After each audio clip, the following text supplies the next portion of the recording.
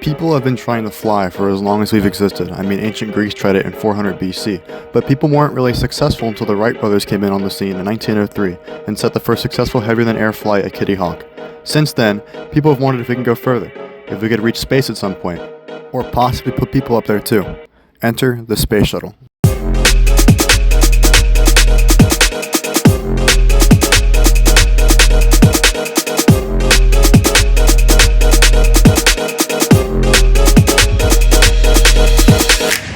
So how did this all begin?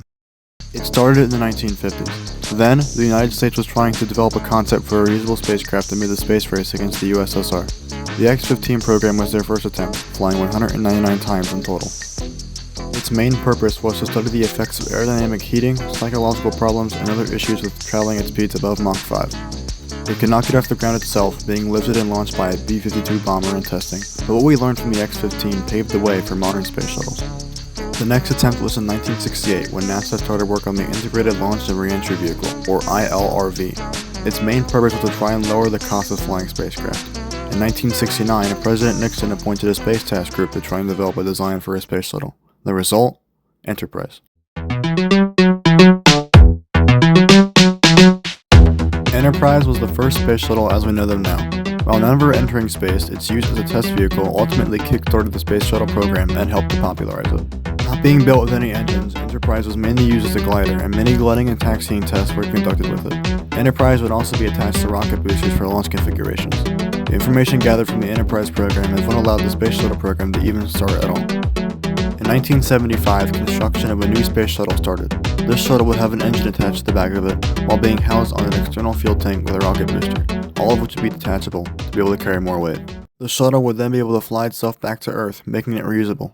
Its name was Columbia, and after 6 years of development, on April 12, 1981, at 7 a.m., a new era of space travel began. T-minus 10, 9, 8, 7, 6, 5, 4, go on for main engine start. We have main engine start.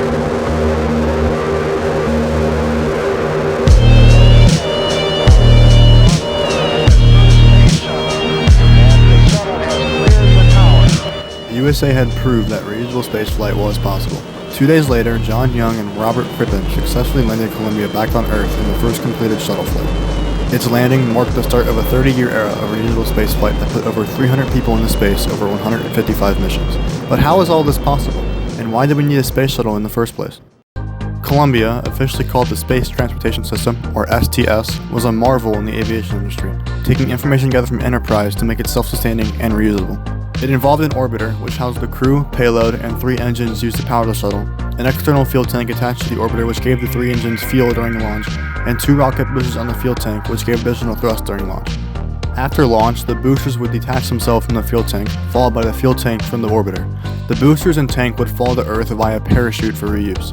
The orbiter, after completing its task in space, would deorbit and glide back to Earth to be used again. Columbia and its successors, Challenger, Atlantis, Endeavour, and Discovery, would help to build and deploy some of the world's most important satellites. Columbia would put the Chandra X-ray Observatory into orbit in 1999, used to study the structure of the universe. Challenger would see the first shuttle spacewalk in 1983, as well as deploy the first tracking satellite in the same mission. Atlantis would launch well-known probes such as Magellan and Galileo, as well as the Compton Gamma Ray Observatory in 1991, used to study gamma ray bursts. Endeavour would mark the first capture of a defunct satellite to repair it, as well as the first use of a drag chute, a parachute on the back of the shuttle to help slow it down during landing, often seen on things such as drag cars. Discovery would deploy the Hubble Space Telescope in 1990, as well as helping to repair it in 1999. Endeavour and Atlantis also helped to build the International Space Station. Unfortunately, Columbia and Challenger would both end up in catastrophic accidents in 2003 and 1986 respectively, tragically killing 14 people between them. While these accidents were horrible, NASA and other agencies learned many valuable lessons about aircraft safety, and no fatal events have occurred with spacecraft since 2003. In conclusion, the Space Shuttle is one of the most important innovations in aviation history.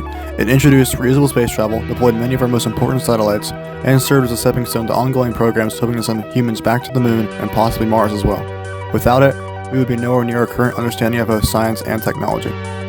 And when we do end up on Mars, we can look back to the 1980s and give credit to what started it all.